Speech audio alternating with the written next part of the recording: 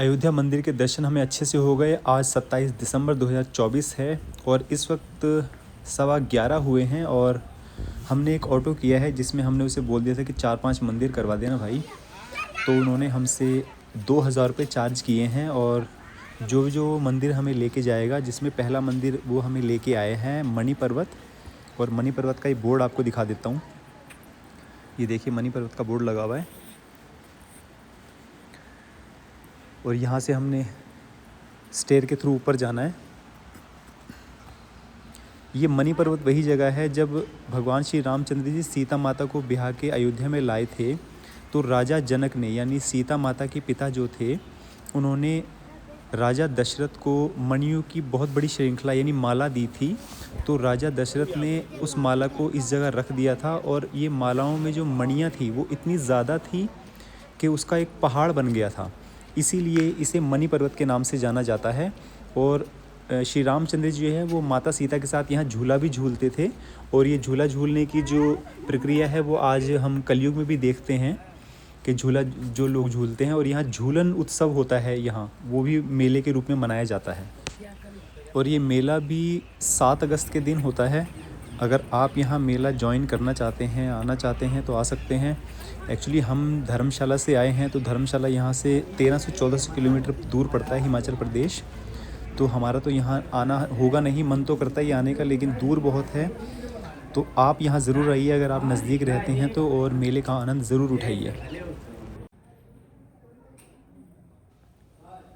ये हम मंदिर के अंदर आ गए हैं, आप देख सकते हैं। ये मणि पर्वत पे जो हम सीढ़ियाँ चढ़ के आए थे, तो ऊपर ही एक मंदिर बनाया हुआ है इन्होंने, जहाँ राम दरबार का फ़ोटो लगा है। और यहाँ के जो महंत हैं, साधु जो बैठते थे, वो ये हैं सीताराम दास जी। मैं थोड़ा और जूम कर देता हूँ। ये महंत श्री सीता रामदास जी, ये यहाँ पहले रहते थे, तो इन्होंने अब समाधि ले ली है। वेल मेंटेन नहीं है, दीवारों पे सीलन आ रही है, आप देख सकते हैं। और ये अंदर सीताराम जी, लक्ष्मण जी की फ़ोटो लगा रखी है अंदर।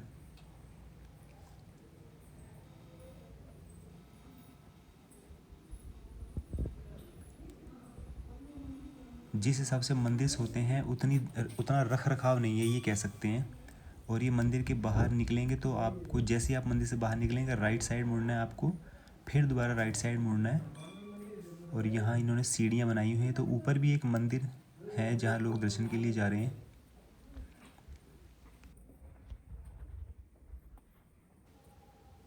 बाबरी मस्जिद हटाने के बाद जब श्री रामचंद्र जी के मंदिर का निर्माण हुआ, उद्घाटन हुआ, और फिर उनकी मूर्ति की प्राण प्रतिष्ठा हुई 11 जनवरी के दिन, तब से अब तक जो है ज़्यादा समय नहीं हुआ है। तो अभी अयोध्या को डेवलप होने में बहुत समय लगेगा, लेकिन हो जाएगा। जितने यहाँ के मंदिर हैं जो वेल मेंटेन नहीं हैं, वो मेंटेन किए जाएंगे, उनकी मरम्मत की जाएगी अच्छी तरह से। जिस हिसाब से यहाँ टूरिस्ट अब बढ़ रहा है, उसी हिसाब से पैसा मंदिर में आएगा, डोनेशन आएगी, तभी इन मंदिरों का रखरखाव अच्छे से हो पाएगा।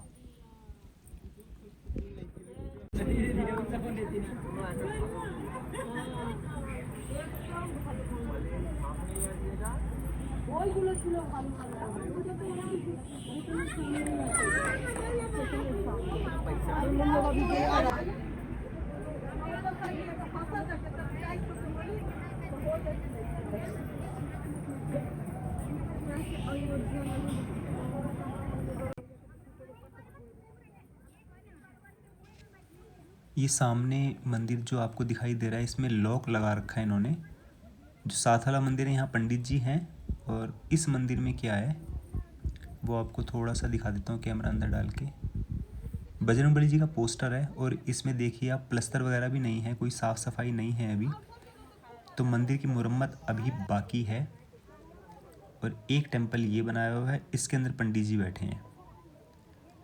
इसमें सीताराम जी और बजरंगबली जी का पोस्टर इन्होंने रखा हुआ है, तस्वीर रखी है।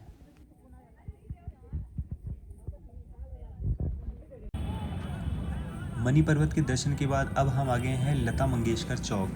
ये भी उस मंदिर से ज़्यादा दूरी पे नहीं है, तो ऑटो वाले ने कहा कि आप फ़ोटो वगैरह ले लो और ये लता मंगेशकर जी की वीणा उन्होंने बनाई हुई है। इस चौक का नाम ही लता मंगेशकर चौक रख दिया गया है।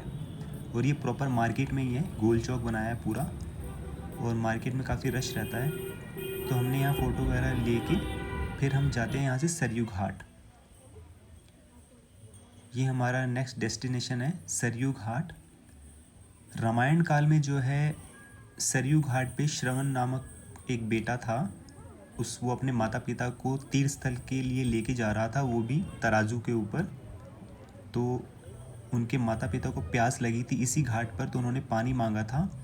और जब वो गड़वी लेके पानी लेने के लिए इस घाट पर आया और वो पानी भर रहा था, तो जो श्री रामचंद्र जी के पिता हैं राजा दशरथ, उन्होंने शब्द भेदी बाण चलाया था, मतलब आवाज़ को सुन के बाण चलाना। तो उनका निशाना जो है उस शब्द पर लगा, और वो शब्द जो है जब श्रवण पानी भर रहा था तो पानी की गड़गड़ाहट की आवाज़ आ रही थी, तो वो बाण जो है श्रवण को जाके लगा और वहाँ उसकी मृत्यु हो गई। और इसीलिए वो पानी की गड़वी जो है राजा दशरथ लेकर उनके माता पिता के पास जाते हैं और वो पूछते हैं कि भी मेरा बेटा कहाँ है, ये है वो है। तो उन्हें पता लगता है कि मेरा बेटा तो मारा गया है तुम्हारे हाथों। तो वो राजा दशरथ को भी श्राप दे देते हैं कि जिस तरह हम अपने बेटे के वियोग में अपने प्राण त्याग रहे हैं, तुम भी अपने बेटे के वियोग में प्राण त्यागोगे। यही कारण था कि श्री रामचंद्र जी को जो है वनवास हुआ 14 वर्ष का, और उन्हीं के दुख में राजा दशरथ ने अपने प्राण त्याग दिए। श्राप बद्दुआ कभी खाली नहीं जाती, कोई दुखी मन से दे, तो इसलिए आप भी किसी को कभी दुख ना दें, हमेशा दूसरों को खुश रखने की कोशिश करें, अपनों से प्यार करें, क्योंकि कलयुग में भी दुआएं और बद्दुआएं होती हैं। यही वो घाट है, यहाँ बोटिंग वगैरह भी होती है और लोग यहाँ दीपक भी जलाते हैं, लेकिन रश बहुत ज़्यादा था और कुछ पंडित परेशान कर रहे थे कि दक्षिणा ये है वो है, पता नहीं क्या क्या मंत्र पढ़ रहे थे, तो इसलिए यहाँ हमने दीप जलाए नहीं। और ये आपको दिखा देता हूँ, सब पानी में सफाई भी ज़्यादा नहीं है क्योंकि अभी मेंटेन नहीं किया हुआ है, धीरे धीरे ही होगा जो भी होगा। बाकी रश यहाँ भी बहुत ज़्यादा था। अब हम आ गए हैं राम दरबार। जी हाँ, ये वो जगह है जहाँ श्री रामचंद्र जी का दरबार लगता था और वो न्याय और अन्याय करते थे। कोई भी चोरी करता है, किसी किस्म का ही पाप करता था, तो उसको उसके पाप के अनुसार ही दंड दिया जाता था। तो ये आप देख सकते हैं, ये हॉल है बहुत बड़ा। यहाँ ज़्यादा रश नहीं है, लेकिन पंडित यहाँ भी हैं। पंडितों से डर लगता है। ये राम दरबार का मेन मुख्य मंदिर है। इसके अलावा यहाँ भी कुछ नहीं रहा प्रॉपर, जहाँ ये लाइटिंग भी नहीं की हुई, अंधेरा अंधेरा सा है। अब राम दरबार से हम जा रहे हैं सीता माता की रसोई जो है, जहाँ सीता माता अपने लिए और सारे घर वालों परिवार सदस्यों के लिए खाना बनाती थी। उनके बर्तन आपको दिखाते हैं। ये हॉल है, यहाँ लंगर वगैरह भी लगता है अंदर। आपको बर्तन दिखा देते हैं। ये सामने बर्तन रखे हैं, देखिए आप, ये बड़ी बड़ी कढ़ाई हैं, बर्तन कितने बड़े बड़े हैं देखिए।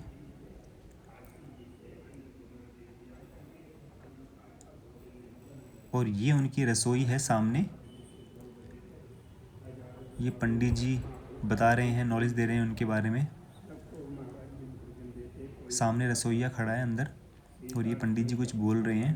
पंडित सीता माता की रसोई के बारे में बता रहे हैं कि वो यहाँ खाना बनाती थी सबके लिए। तो यहाँ इतना ही है, ज़्यादा कुछ खास नहीं है।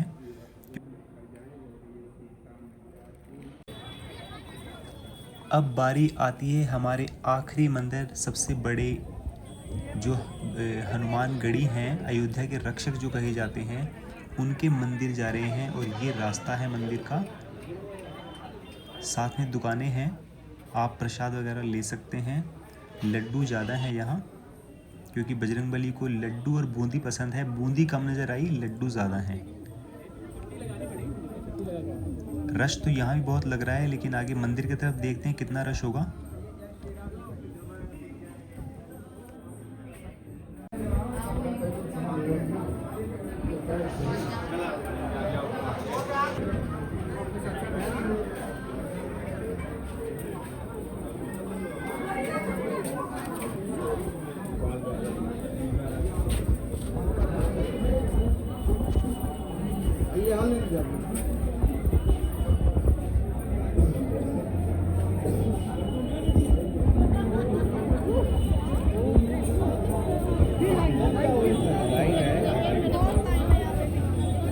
क्या लाइन है।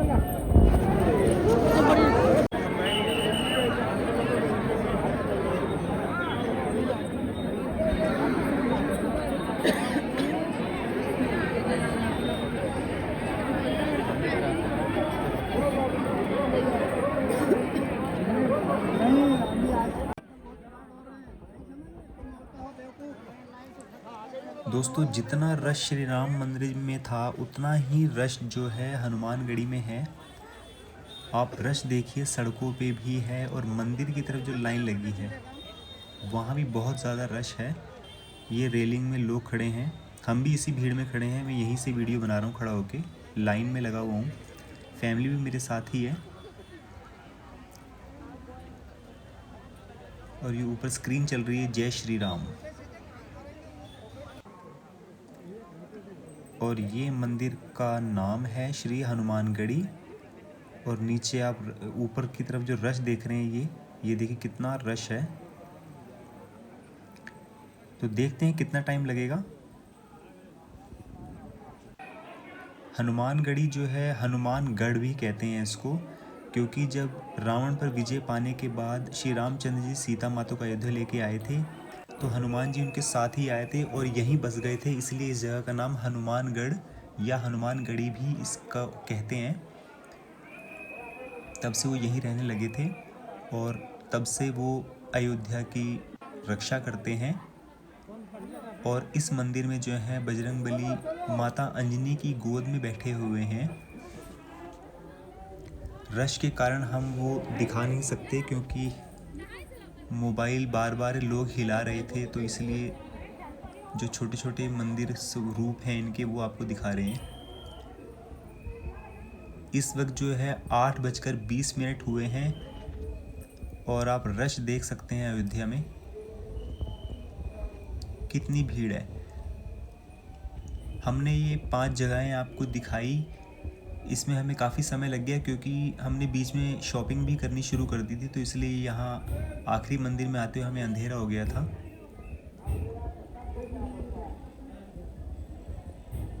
हमें मंदिर के दर्शन हो गए हैं और हमें इस भीड़ में करीब 1.5 घंटा लगा। 1.5 घंटे में हमें दर्शन हो गए थे, जबकि श्री राम मंदिर में इतना समय नहीं लगा था क्योंकि वहाँ जो है अंदर पुलिस वाले लगे होंगे तो वो जल्दी जल्दी लोगों को आगे भेज रहे थे। हनुमानगढ़ी इस मंदिर में जो है परेशान नहीं कर रहे थे, सिर्फ पंडित ही थे, पुलिस भी खड़ी थी लेकिन वो ज़्यादा किसी को कुछ कह नहीं रही थी। लोग अपनी ही इच्छा से जो है दर्शन करके, कोई वहाँ कुछ देर के लिए रुक जाता था, कुछ प्रार्थना करते हैं और वहीं रुक जाते हैं, तो इसलिए यहाँ थोड़ा हमें टाइम ज़्यादा लग गया। और आप ये देखिए लाइनें कितनी लंबी लगी हुई हैं, लेकिन धक्का मुक्की बिल्कुल भी नहीं है, लोग बड़े आराम से खड़े हैं, कोई किसी को परेशान नहीं कर रहा है। ये यहाँ एक अच्छी चीज़ है।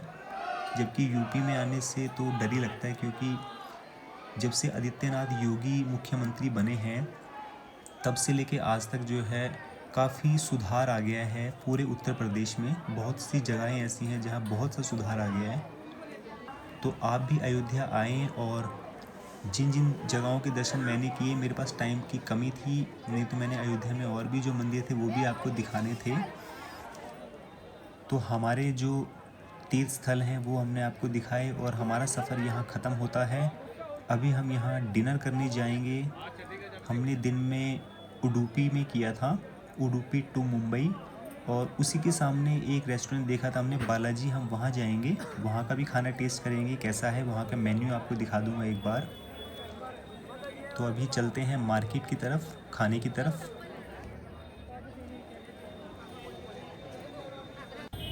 दोस्तों ये है Udupi to Mumbai, one Udupi to Mumbai, और इसी के सामने आता है बालाजी रेस्टोरेंट, श्री बालाजी भोजनालय एंड रेस्टोरेंट। हम अंदर जाएंगे, अब डिनर करेंगे और फिर हम कल निकलेंगे घर की तरफ। तो अब दीजिए इजाज़त। नेक्स्ट ब्लॉग और नेक्स्ट क्विज़ के लिए तैयार रहिए, जो कि 18 जनवरी 2025 को होने वाला है। जय श्री राम।